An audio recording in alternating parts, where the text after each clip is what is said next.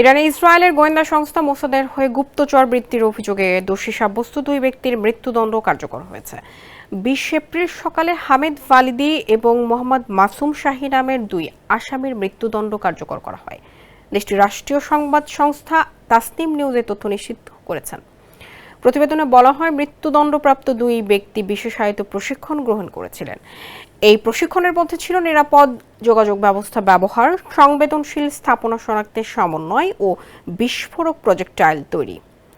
খবরে আরও বলা হয়, এই দুই ব্যক্তি ইরানের সামরিক ও সরকারি স্থাপনায় অগ্নিসংযোগের পাশাপাশি নিজেদের কর্মকাণ্ডের ভিডিও তাদের নিয়ন্ত্রণকারীদের কাছে পাঠাতেন। এর বিনিময়ে তারা ক্রিপ্টোকারেন্সিতে পারিশ্রমিক গ্রহণ করতেন।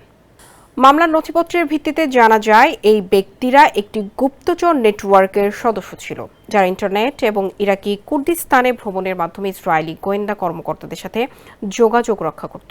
মোসাদ তাদেরকে তেহরানের দুটি সরকারি ও সামরিক কেন্দ্রে হামলা চালানোর জন্য একটি নতুন মিশন দেয়।